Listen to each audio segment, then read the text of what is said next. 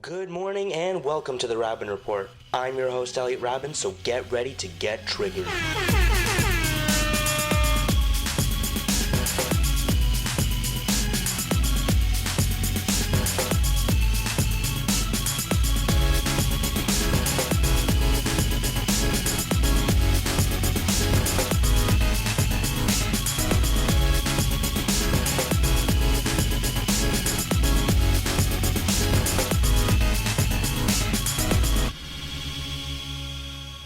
Good morning and welcome to the Raben Report. I'm your host, Elliot Raben, as you might have heard in our intro, and with me, not as usual, I have part of my expert panel, Adam and Daniel. How are you guys? Very, very good. Doing good. Awesome. Yeah, Marshall isn't here today. He's in Ottawa, actually. He is? Yeah, he's doing some conference, I think, with the Conservatives, something like that. Some particular type of political conference, and some speakers and stuff like that. He sounded pretty excited about it. So we wish him all the best, and can't wait to see him back when we get everything back. Marshall, you are missed. We won't really miss that many Conservatives, but we miss him. Yeah. We wanted to have him call in, but he said there's a 0% chance of that because he's so busy. So he won't be calling in. So we have an empty seat. I'm gonna put a camera on it just to have his ghost there. Whatever. Oh yeah, they did at the Grammy. Yeah, they just had an empty mic, so we have the empty mic there for him. Exactly. Yeah. So let's start with our 5-minute recap of the week. We'll start with the anti-Semitic act in the U.S. Adam, I know you're pretty passionate about that. So why don't you guys mentioned it, but I haven't been up to date about it, so yeah, please enlighten me, Adam. We are going to do an episode about anti-Semitism later on, but let's just start with this 5-minute recap. Adam, go ahead. A Jewish cemetery, I believe, in Kansas, Missouri, was completely destroyed and defaced. Headstones were destroyed, broken and rubble, and it was just an absolutely disgusting act. I'm not here to talk down the hate against Muslims because it's very relevant and it's very real. Mm-hmm. But we've seen a very quiet rise in anti-Semitism. And anti-Semitism seems foreign to most people with an education because, anti-Semitism ended when the Nazis were defeated. Come on. Yeah. It's over. Look, all the Jewish people, all the Jews in the world, they control Hollywood. They're all dentists, lawyers, doctors. They make good bagels. They're everywhere. What's wrong? There's no anti-Semitism. But there very much is. Menorahs on properties are being turned into swastikas. In European countries, there are rampant attacks on Jewish communities. The synagogues are being vandalized and whatnot, and there's a rise of what is known as crypto Jews. And crypto Jews are basically Jews that practice in silence. I think that's wrong. And I think that's absolutely wrong. We live in a free world. But for me personally, I don't really like religion too much anymore. But before, honestly, I used to be like, God is the dumbest thing on the planet. Jesus isn't even real. I used to think like that, after I got confirmed and stuff like that. But once you get a little bit older, you gotta just. I'm not saying I'm mature now, but maybe just take 1% more. Yeah. And you realize that honestly, it doesn't really matter anymore. People have a certain way of to explain the universe and stuff like that. And some people use Judaism, some people use Jainism, Hinduism, Catholicism, Islam. You know what? Everyone's just trying to get to a path try to better themselves, and everyone's just taking their own path. Yeah, and their own path is their own type of religion. As my uncle says, find your own way to get into heaven. Depending on what route you take, you're finding your own way to get into heaven. And it's disgusting. I posted this thing on Facebook, and I was great. I've time traveled back to 1943. That's how it feels. Hate crimes against Jews. I was in Berlin. I went to Auschwitz. I saw what it was like. I saw the monuments. And the monuments aren't so monumental anymore. It's more in the present. There's no need to build a monument for what's happening right now. So it's hard for me because half my family is Jewish, and both sides of my family live in Israel. A state built on anti-Semitism. So, no, I'm not built on anti-Semitism. Built because of anti-Semitism. You mentioned the cemetery, right? Yeah. What happened in the cemetery? Yeah, I just found that. It's so pathetic that you actually take the time to destroy 170, headstones. The dynamic in that family. I don't even have any words for it. But anyway, let's move on to the next item on our list. Milo Yiannopoulos' pedophilia comments. Recently, a video emerged of him on a podcast where he essentially defended pedophilia, even though he says he doesn't.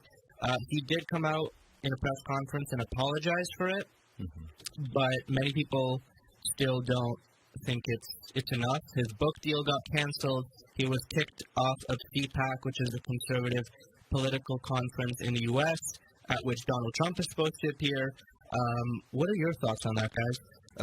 Go ahead, Evan.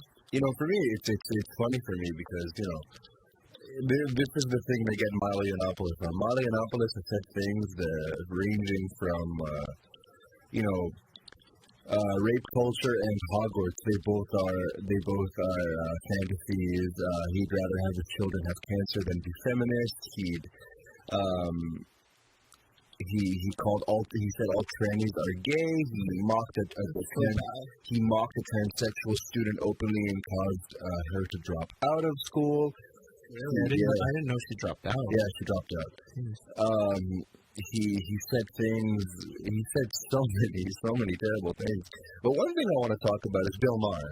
Bill Maher has credited himself for bringing down Milo Yiannopoulos, and he said that the best way to clean something is through sunlight. Like he's brought Milo Yiannopoulos' trash personality into the sunlight. Bill Maher said the same thing on live television like 10 years ago. He said some pretty stuff. Yeah. You know what? Like Bill Maher has said. He talked about this thing where he said that a 35-year-old woman and a 14-year-old boy.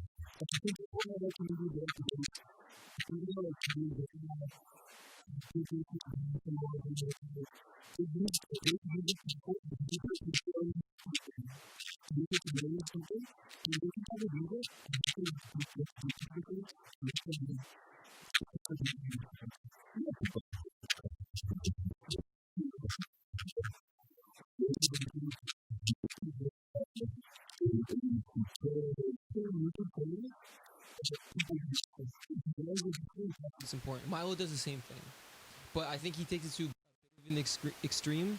The problem with Milo is that he's very hate inciting.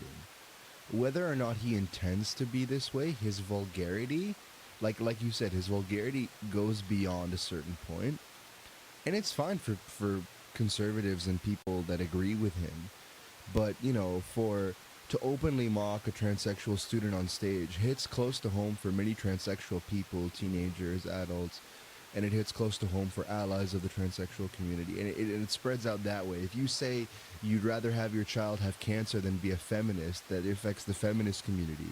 Mm-hmm. If you say rape culture and Hogwarts are both myths, then that impacts people who have been raped and they're rapists that have gotten off with a slap on the wrist and not even at times.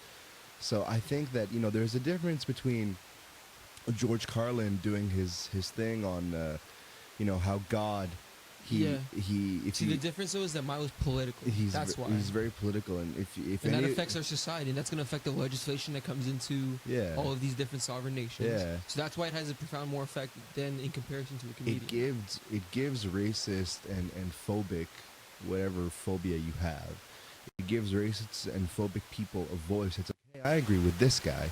When you watch George Carlin talk about how God does all these terrible things, but he loves you, you're like, it is what it is. I'm a religious person. God can be kind of a hard guy sometimes. It is what it is. So there's a difference. But see, like, an example for me, when I started listening to George Carlin, listening to his material, I was like probably grade 7 or 8. Yeah. I watched that one episode, that one skit, like not skit, but the one bit where he's talking was like, oh, God loves you eternally and he's never going to stop loving you. Yeah. He's going to care for you. He's like, but you're going to burn in hell if you do something, like if you masturbate or if you have sex outside of marriage or something like that. And you're going to burn, you're going to suffer for the rest of eternity. But he loves you. So I went to one of my grade 7 teachers and I'm like, what do you think about that? He's like, and he just started, like, I know he has a very, very strong faith no matter what. Yeah. But there is some truth to that too, though. Like it's a very contradicting argument in terms of the religion for something like that. Yeah. Like, as long as we have an ability to forgive ourselves and to have a sense of retribution personally, not with like a cosmological or a spiritual entity, then I'm happy with that. Yeah. But yeah, Milo's comments were just, I don't know, they're just very hateful. Yeah, it's no, not. I'm saying. I mean, the one in reference for him, like resigning, was in terms of the context. It wasn't. I don't think he was advocating for it. But an example, you can say like if you take like, only a small clip of it and you take like only 15 seconds of it, there is lots of interpretation that you can do it. If I want to, what I would like to do is I'm probably going to go home and look at the whole podcast, like the whole 30 minutes, and see all the context that they're talking about. Like, and for what I remember, I was reading it. They're talking about. If Joe Rogan at any time seen like a 15-year-old girl that is attractive to perform, I saw that part. Yeah, during his age, he said no, but some people might have a different opinion. Some people might think it's like, oh, you can probably find some people on Instagram that like you see them and they look very, very beautiful, but then you realize they're like 14, 15, 16. I'm like, that's ridiculous. Like they don't even look they don't look their age. No, but when you realize that, you have a moment of disgust and you're like, Yeah, exactly. You're like, no, I can't do this. Yeah, no. So let's, not to cut you off, but we have talked about this a lot. It is a big topic, though. Let's just move on to the last thing this week. Trump's speech about Sweden. Yeah. Can't go a Raben Report episode without mentioning Trump. Thoughts on that? He said there was basically a terrorist attack in Sweden. Have you seen Sweden last night? What's been going on? I went to IKEA the other day. I have the best deal with Sweden. Best deal. Got some Swedish meatballs. It's the best. They're great. The Which I have to put together myself. Wonderful. Oh god, I hate assembling IKEA furniture. It's the bane of my existence. You know what? I feel like with Trump, we are beating a very, very dead horse in terms of wanting to believe that not everything will stay the same in terms of media and whatnot. You know, Kellyanne Conway, Bowling Green massacre, Trump, the Sweden incident, Sean Spicer, Joe Trudeau. Like, there's a certain level of ignorance in the Trump administration when it comes to mentioning thing, and like,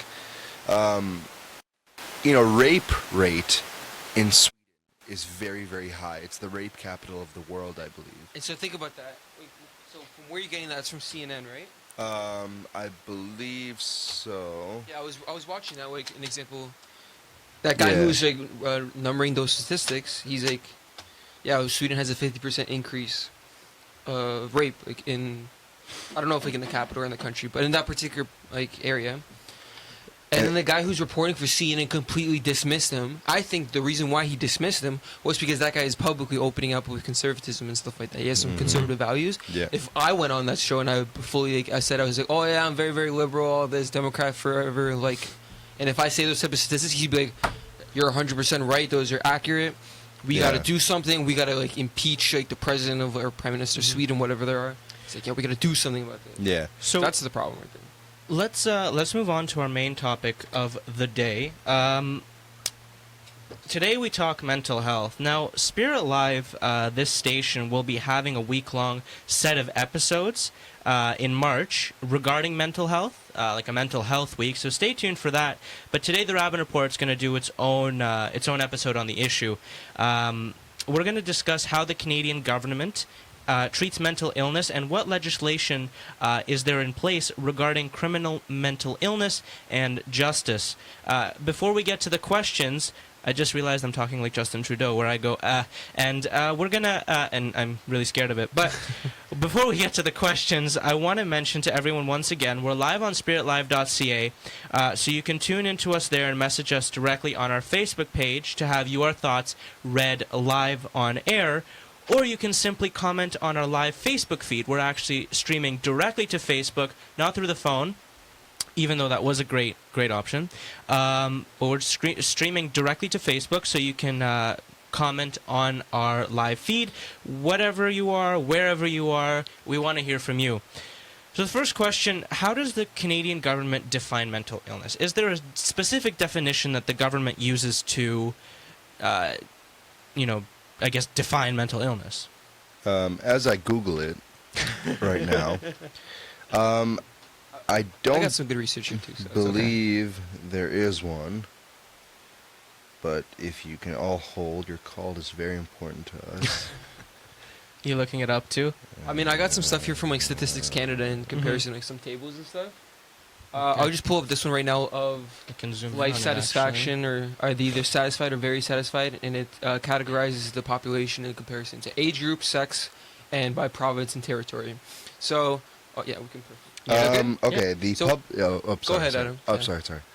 The Public Health Agency of Canada, mental illnesses are characterized by alterations thinking in mood or behavior associated with significant distress and impaired function. Mental illnesses are characterized by alterations in thinking, mood, or behavior associated with significant distress and impaired functioning. That's what Canada defines mental health as. But I think now we are in a paradigm that our idea of mental health issues are changing. At a time in World War I, shell shock now is called post-traumatic stress disorder. George Carlin said that too, actually. Yeah, there are reports coming out now. I can't confirm any statistics and whatnot, but there are reports now that high school students are on average have the mental distress of 1950s psych ward patients. Yeah, I read that. The suicide rate among teenagers has gone up. You've seen what cyberbullying can do to people like Amanda Knox, people like what's his name? Why we do Pink Day? I forget his name. Oh, okay. I know who you're talking about. I don't remember the name, but yeah. Words that we've used casually over the years have now become, I don't want to say trigger words, but they've become words that affect people mentally like they didn't before. Words like, the F word for gay people. I don't want to say it live on air. The N word and Rhymes with maggot. We'll just go with that. Yeah. Rhymes with Milo Yiannopoulos. The dangerous one. Yikes. I didn't. He says it, not me. Yeah, he does. Yeah.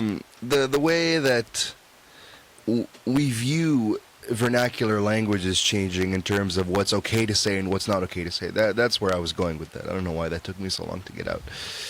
But so there is no standard definition of a mental health problem. and I will let other people talk because I have been rambling for a while. That's okay. We can actually just move on to the next question unless you have something to add. I was just gonna go maybe use the statistics again that I saw Yeah. from Statistics Canada. Okay. So it says here. Actually, no, I don't know.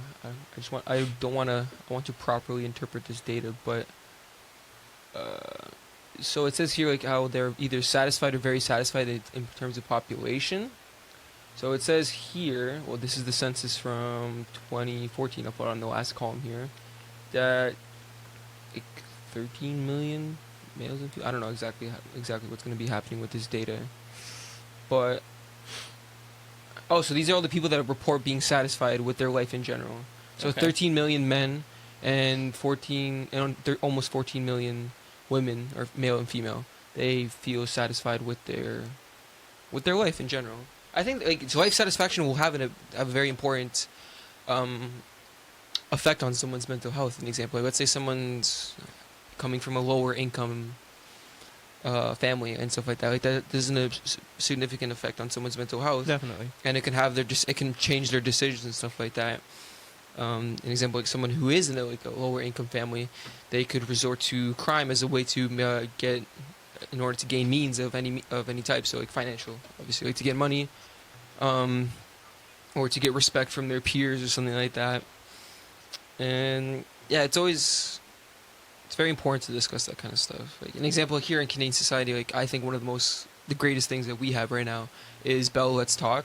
I think that's a really good way that we can use that to advocate for a further promotion and more information to the whole population in Canada. Mm-hmm. Because if you think about it, before, like, if there was anything wrong with you back, like, I don't know, like 60 years ago, what would they do? They would just lock you up into an asylum or something like that. Yeah, and if that's you it. had like the smallest symptoms, you look sad, you're gone. Yeah, Mhm. exactly.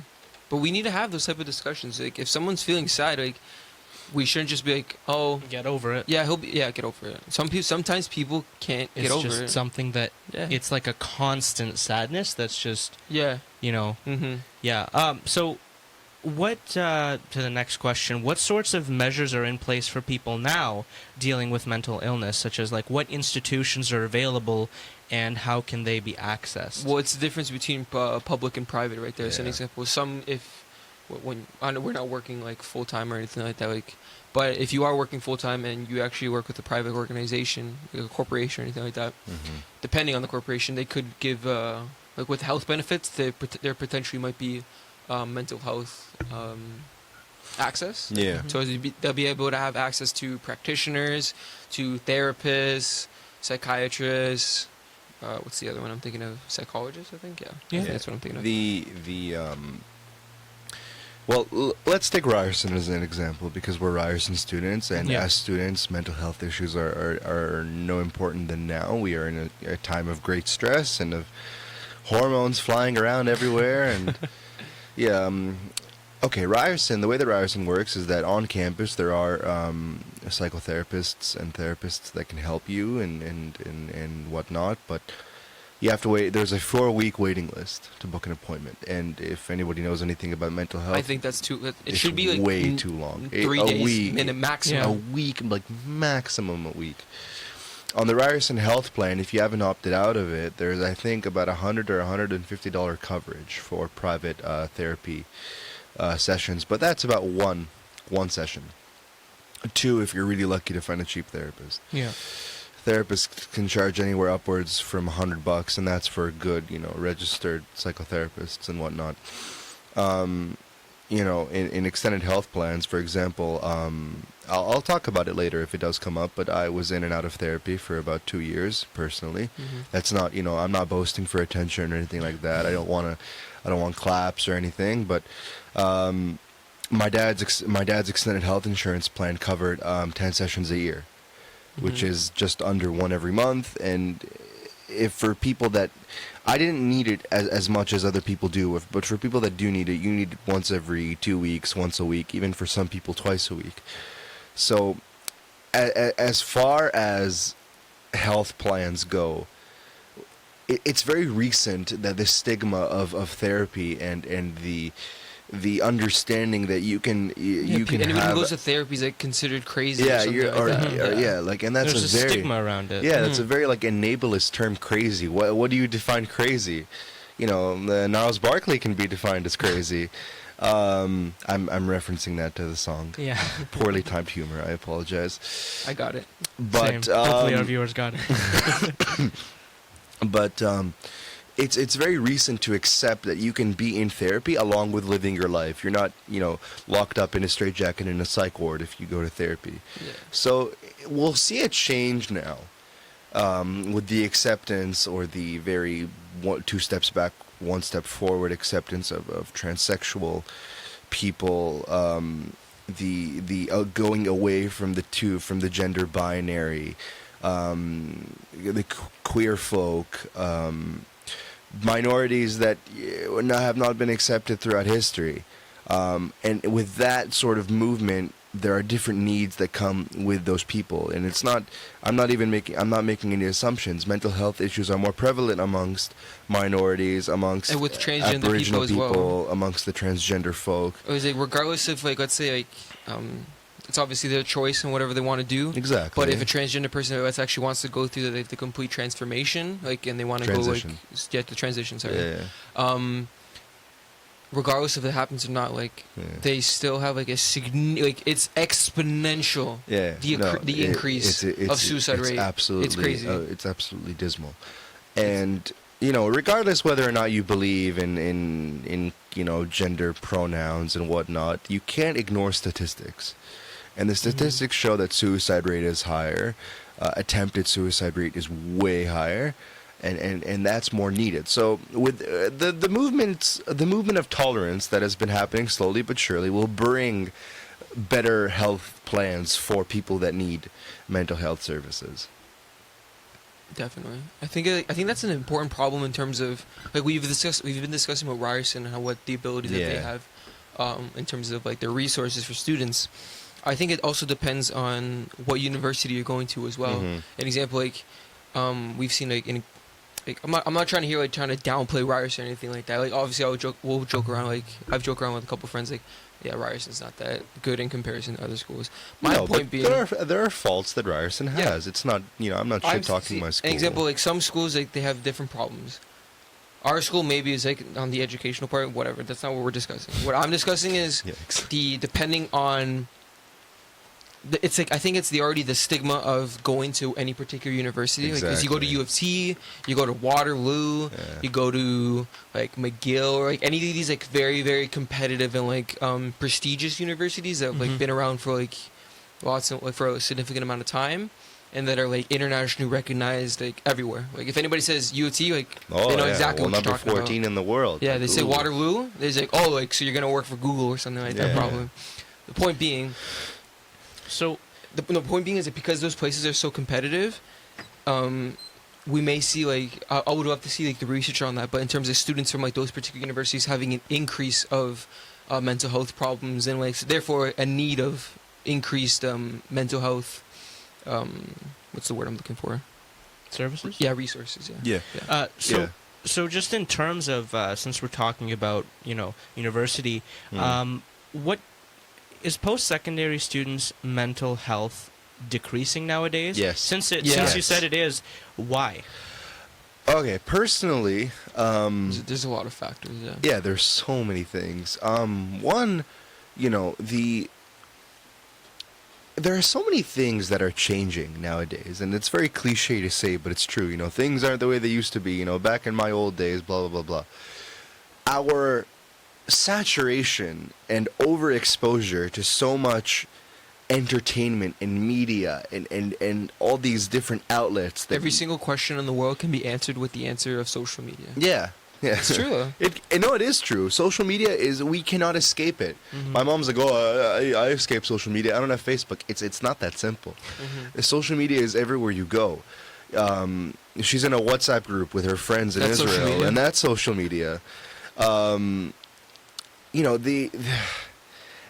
paranoia.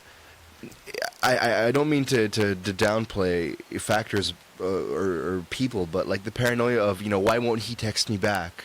or why won't they text me back, or he didn't respond the way that I wanted, or why isn't he answering me? He's tweeting, but he's not texting me, or It's like, oh my god, he posted something he on posted Instagram. something, but he didn't tag me, or he commented on a girl's picture. I'm gonna die. He likes the girl's picture, and she's like kind of showing off her ass. Yeah. Or this guy's wearing like he's showing off his like His picture. bulge. Yeah, like him like after a workout or something like that. It's Can't like, believe oh she my did that to me. God, I don't know what I'm gonna do. And it starts there. And I've been in that situation, and it's not a pleasant one. And No, it's not a pleasant one. I don't mean to. I know that I pick the role of talking in a girl's persona. I don't mean to assume, but the way that we all are so obsessed with everything, all this. Yeah, we've become compulsive with wanting to know everything about Compulsive everybody. is a very good word for that. And there's just so much to do and so much to at our fingertips. And I'm not saying that social media is the reason why mental health issues is on the rise. On a separate note, I think it just affects like everybody. it affects everybody, personally. and our brains are not designed for that much exposure to entertainment and enjoyment. Even the blue light from our screens is bad from us on its own. Yeah. So, on a separate note, in this age of tolerance, as I'm going to call it, even though it isn't, this age of tolerance has brought, more openness for queer young kids and queer adolescents to come out of the closet, for one. The rise of being openly queer has come out, and older generations are not ready for that. No, they're not. I always look at it as when in Back to the Future, when Michael J. Fox plays Johnny B. Good, and everybody kind of stops there in awe, and then he's like, "Oh, you guys aren't ready for this yet." That's how I see it. Parents are not Great ready. movie. Great trilogy. Very, very good trilogy. And parents are not ready for this yet.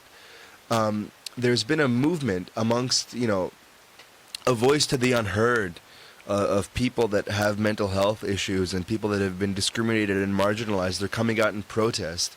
And the openness for people to finally declare how they feel. Part of the LGBT community, Black Girl Magic. What's Black Girl Magic? It's a movement on Twitter for black or for POC young women to be proud of who they are. Good. To not be called, like if they have their natural hair, to not be called like funky or whatever bad terminology they have. I love in all the types past. of hair. Exactly. I think it's amazing. Exactly. Hair is beautiful. You ever seen afro like that? Like it's also like sprung up like It's that. It looks awesome. amazing. You have like curly Yeah. black hair. That looks amazing too. Even the straight one when it's like very thick and stuff. All of it looks Yeah, amazing. All it's that type of blessed. stuff too. My thin like little whatever type of hair this is That cool. looks good. I like Yeah, it. I like it. But I'm comfortable with what I am. Like it's Yeah. whatever. Like obviously, like if you guys can look, like, this isn't my natural hair color. Yeah. It's just something I wanted to do. not? No, right? I wanted to do that. Like I've just wanted to do it like this whole life and Yeah. my whole, like for a couple of years now. Like, and I'm not gonna say it looks amazing. Like I just think I just like want to it. try it. Yeah. Regardless if it looked like complete shite, but like still it's fine.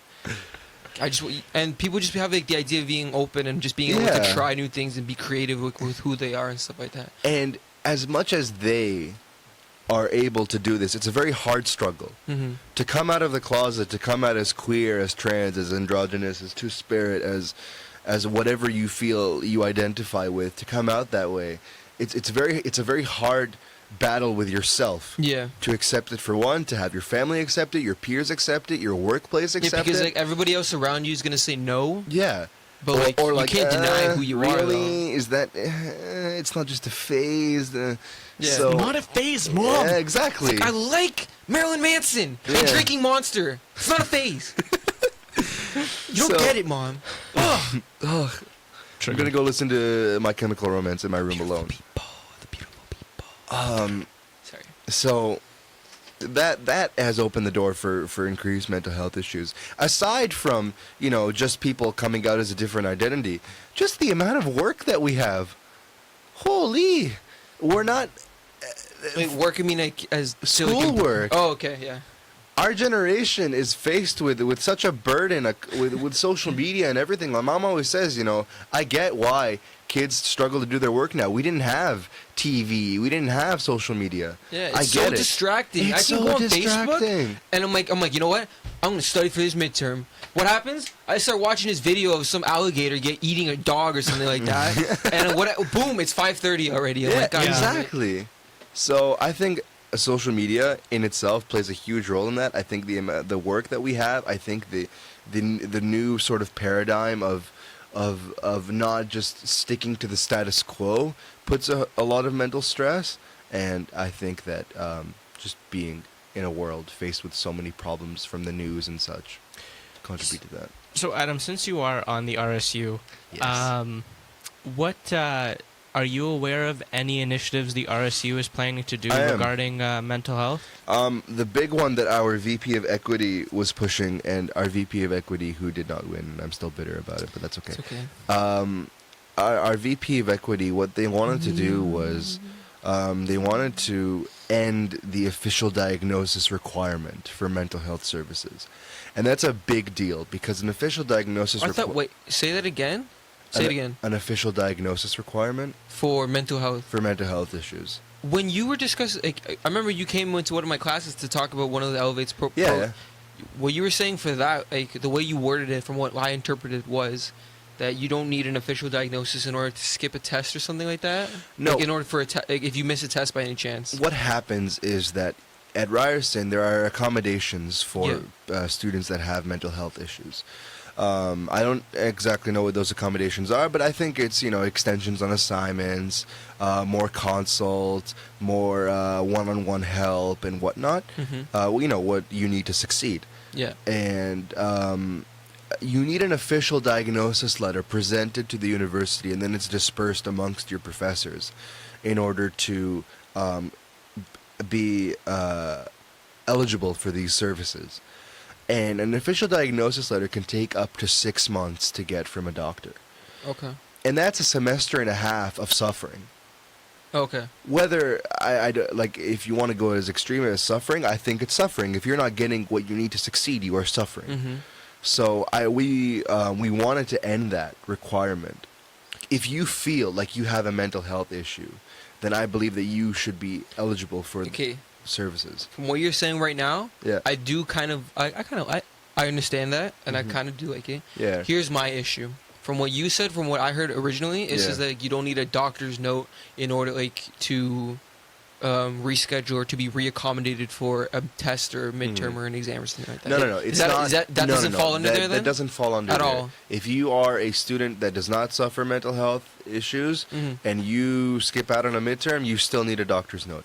I'm talking for people that need mental health services that Ryerson offers. Okay. Not just on the daily, Now I here's- missed a test now- because of the flu. So now here's my thing with this. So you do need the doctor's note in order to get this to happen. Right? As In of order right now, As yeah. of right now. I do think we might need that. But this is the only reason why I'm saying this. I think there's a problem with how long it takes to get that diagnosis, obviously. Like, that's 6 months is too... It should probably take like a month or something like that. Make extensive research. Yeah. Get it done. We shouldn't be loafing on that in any type of way. And that's our health system. That has nothing to do with Ryerson. Yeah, exactly. My issue with it is, since this is going to be doing, the way this is going to work, maybe we're going to see like a spike of people that want to potentially try to abuse that as a system in order to get think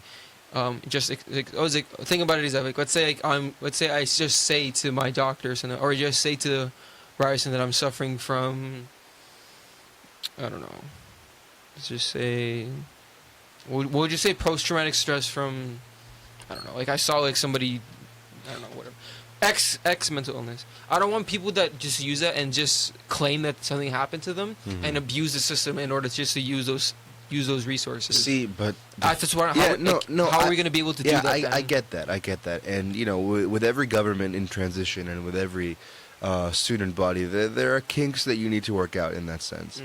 And I would really, really hope that Ryerson students aren't that much of scum to abuse the system put in place for students that need it. I trust Ryerson students. But see, I don't. That's the thing. Yeah, and almost positive there's going to be at least one person that tries to abuse it and says, "Oh yeah, I have PTSD from an abusive father that I had, and here's I need help." But there will be kinks that you need to work out, and you know, if we take the stance of believing survivors and believing people, we can't just discriminate and be like, "Oh, it doesn't look like you have X." Or whatever. So I hope that Ryerson students, you know, don't take advantage of this. You know, it's the same idea as Presto. You know, the Presto card is an honor system. You tap on, you tap off. It's not an honor system. Yeah, Well, it's for not TTC? It's not an honor system. No, but if I don't tap, Yeah, they won't really know. exactly. Oh, for Go Transit, Viva. Yeah. Now Viva's an honor system. Yeah. Because they will never know. Exactly. What, really? Yeah, yeah. I thought you just know, because I've been here at Finch where like, it's like a Zone 1 thing or a Zone 2 thing or something. Nobody deals with this. Honestly, like if you have a ticket and you're in Zone 1, you're crossing into Zone 2, the bus driver's not going to come to you and be like, "Hey, I know you came in at this time." Would they charge you more then? Like, are you supposed to charge more? Technically, they're supposed to. You're supposed to get like a 2-zone fare, but nobody does it. So how much is the difference in comparison from 1, 2, or 3 zone? I think it's like either half, Oh, like another half, Like $2 price? Or like another double the price. I Yeah. don't know, but like only at Finch I know is where they check because they have people waiting there. Yeah. But like since there's machines, you just walk in like they assume that you've already paid. So yeah, Viva's an honor system.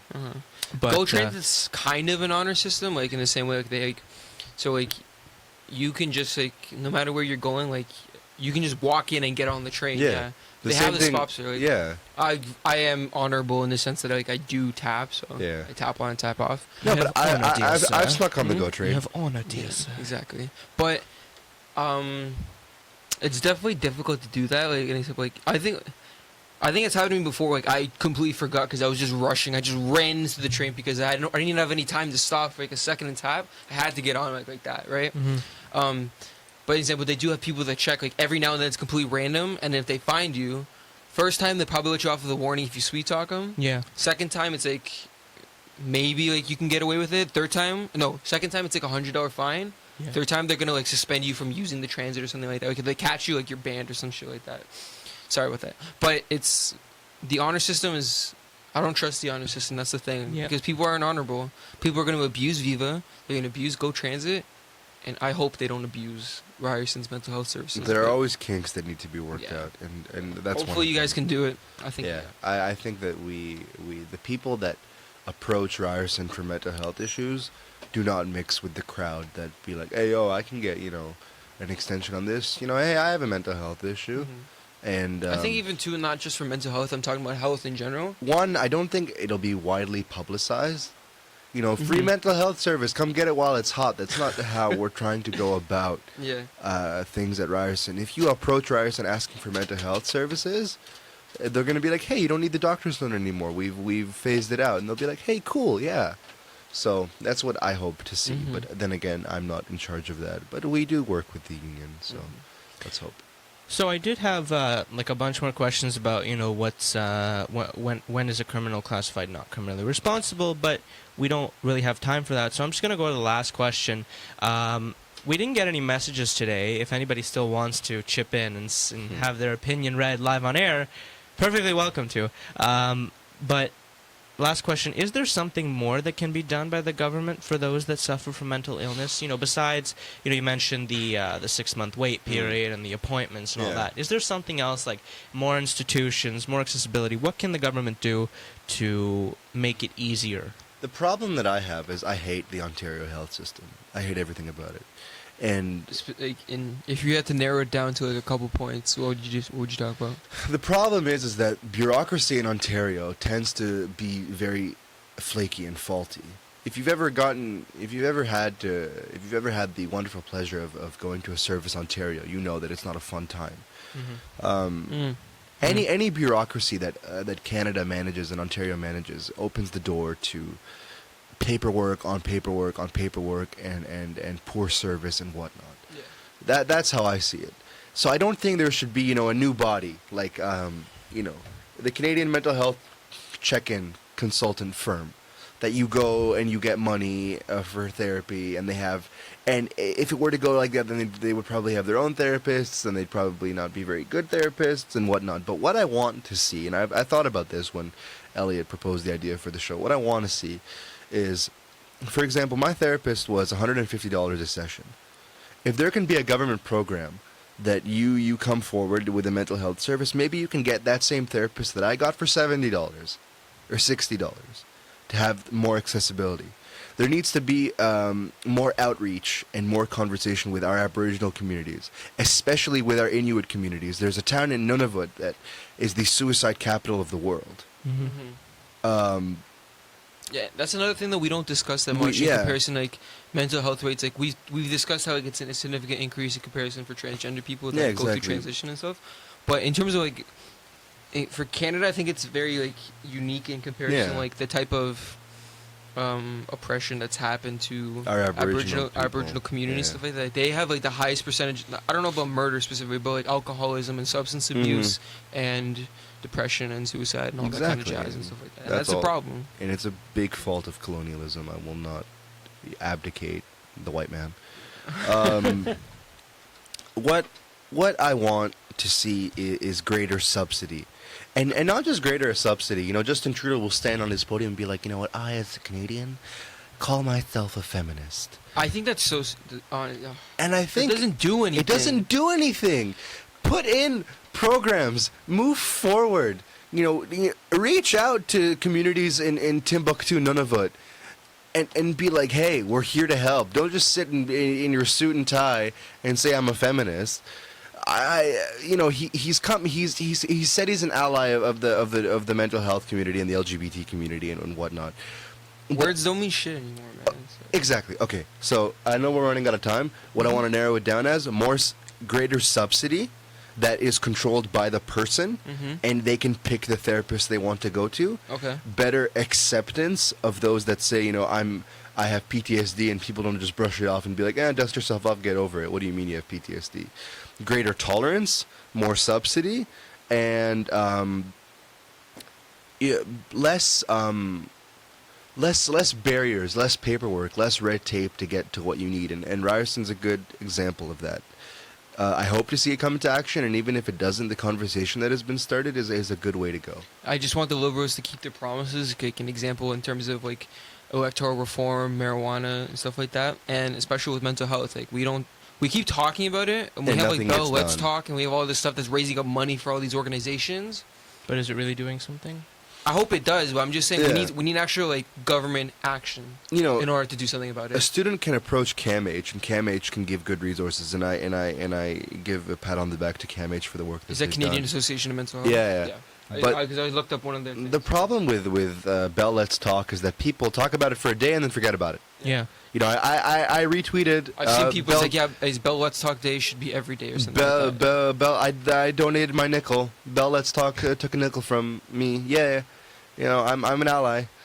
I think it's much more than that, and I think that we have a big problem to face. And it's hard when people like Donald Trump come in and remove the government, give the power back to the states on transgender washrooms. There was such a high debate, and it finally got resolved. Yeah, and I just saw that too. All transgender people want to do is pee. Like, let them pee. I think maybe like if people like are super uncomfortable with it, I think it's gonna take some years for people to be like okay with it. Yeah. I think like as a temporary solution right now are those like gender neutral washrooms. And stuff like that. I think that's a temporary solution. Yeah, they're old bathrooms for handicapped people. Yeah. Or for people with disabilities. And that's a temporary solution until we can figure this out, until everybody gets okay with it. Ryerson's a great example. We have accessibility for trans in male and female washrooms, and there are gender neutral washrooms as well. So, great talk today. That was our show for this week. Thank you to everyone that tuned in. We didn't get any messages, but next time, a brand new episode of the Raben Report with Marshall back will be coming to you next week. Same day, same time, same people. Have a great day, everyone.